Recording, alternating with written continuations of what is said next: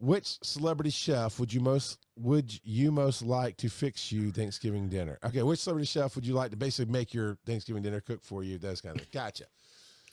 Okay, I'll go first. I already know who you're gonna say. Who am I going to say? You've modeled your entire look after him. Look. You go for low hanging fruit. Don't go for low hanging fruit. You go for the easy mark, which is different. And the easy mark is Kurt. I want Kurt to make my Thanksgiving dinner. Smoked turkey. You throw a little side of ribs and prime rib on there, baby. Some protein powder gravy. You kidding me? No. Here's the thing. Thanksgiving is not a diet holiday. I know. I make a corn casserole that I live for.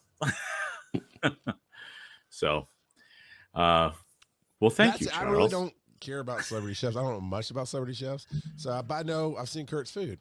Never got to taste it yet, but I think he'd make it great. He'd make a mean Thanksgiving dinner. Well, thanks. It's okay, but I mean it's my own food, right? So what am I gonna say? Yeah, you never like, no, it's the best. Yeah. No. I will tell you that I am hypercritical when it comes to judging ribs, because I know I make a mean rib now. And so I've gone to a couple barbecue places. I'm going, I can do that. Yeah, no, I get so. Since I'm already talking, related to that kind of, I would have Erin Franklin. Erin Franklin of Franklin's Barbecue. Is. Franklin's Barbecue in Texas. Hamilton. Okay. You've seen the play. Come on.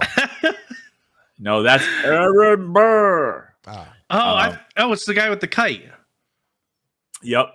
That's Benjamin Franklin. Come on. Are we just going to keep going down this whole line? Because I love this game. I mean, wait, Benjamin Franklin, isn't that turtle on PBS? Yeah, actually, you nailed it. Also, that turtle grew up to rent out easy access to couches, TVs, furniture, anything you need for your home. He called it Aaron's Rentals because I can see on your face you don't know what the heck I'm leading up to. But there's that. So who is this Erin Franklin? Erin Franklin is one of the preeminent barbecue guys in the world, really. And he does Franklin's Barbecue, and you pretty much have to get in line at around 5:30 in the morning before they open. Oh, yeah, and they open at 11. And they run out of brisket about as quickly as you can think. And so people just wait in line and get their barbecue, and it's supposed to be fantastic.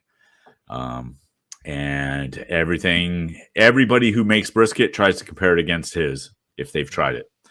And so why not go to the source? I get it. All right. I get it. Dude, a little side note before you hear Joe's amazing answer, because I'm sure he asked a question, so I'm sure he has. It's probably going to be from Cooking in Dungeon. Just, It's probably going to be that roll for sandwich guy. Senchi? No. Yeah, let's go with Senchi. Popped up on my TikTok this week for the first time ever. But no, he's going to take the easy way out, Kurt. He's going to say his wife. So let's just talk about something else right now. But Netflix sponsored 2 seasons, I think, of a show of like I forget what they call it, barbecue, backyard cook-off. Barbecue Showdown. Something like that, yeah. Have you ever thought about competing in a... No. I am not good enough. Like, I know how to do 1 or 2 things really well, and that's it. They for that, they're looking for breadth. I've never watched this. I don't know. Yeah, for all barbecue competitions, they're looking for breadth. You need to be able to do multiple things really well, and I would get my butt kicked. Gotcha. So, all right, Joe, tell us it's your wife. It's Donny Osmond, isn't it? Yes, Donny Osmond. Good reach, Kurt. Good reach. No, I was gonna say Bobby Flay, Iron Chef Bobby Flay. Okay, not bad. So either him or I was also thinking possibly Mishimoto from Iron Mishimoto. Yes, day, yeah. Cool. Yes, yeah. So I got you though. Yeah. Yeah. Are you very familiar with Iron Chef, Joe? Familiar enough, yeah. I couldn't tell you the season. I'm not super familiar, but I've watched a number of them. But there's this African-American dude from Louisiana whatever he made for his Iron Chef come down, I was like, oh, I'll eat anything he makes. That looks. I'm bad with names. Everybody knows I'm bad with names. But I was like, man, I need to figure out. But then at the end, I went, well, if I ever go to Louisiana, I'm not going to get up at whatever time to wait in line or make it a reservation a year in advance. So I'm never going to really get to eat his food unless it's something special occasion somehow. But yeah, you're just going to go to a Guy Fieri restaurant. See, I have actually never been to one of those doofuses. Thank you. No, you know what the real answer is for Charles, by the way? It's Victory. He's just going to go to Victory and get a bunch of hot dogs for Thanksgiving. Oh, is that what? I have no idea what Victory was. It's in Atlanta. It's like literally Victory hot dogs is kind of a he just goes place. To Buc-ee's. Now wait a minute. Mouth. I still say Buc-ee's should not get any hate. Sir, do you mean the iconic landmark place called the Varsity? Oh, did Texas, I say Georgia, you're right? You know what? Campus? I stand corrected. I did While mean, sitting down. I did mean the Varsity. Dog, sir. I know you have not had a Varsity dog, sir. Because Nope. one, you remember a name, and two, you'd be like, yeah, let's go there for a celebrity dinner because it's amazing. I did mean the Varsity, and I have not been there, but I figured that's where you would go. He's just gonna buy a huge platter of Costco hot dogs, and that's gonna be his Thanksgiving.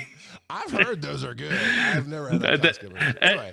As far as hot dogs go, they are quite good, but they're still hot dogs. And everybody knows you go to Costco either for a slice of pizza or the chicken bake.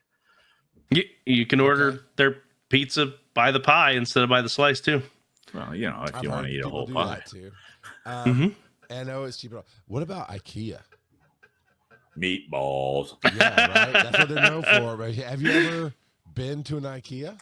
I have, but it's like an hour and a half away, so I never go. I don't go often. Ours is about 45 minutes away. We've been 2 or 3 times, but the thing that Hugh always says, because he looked something else up, blah blah, but their money says that they are a restaurant supporting a furniture store. Oh, that's pretty funny. They make so much more money in the and let me tell you, because we like, okay, what's the hype? We're here. We might as well try something. The meatballs are spot on. Everything you heard. But it is it's not a full on buffet, but there's a lot to choose from. And it's all good.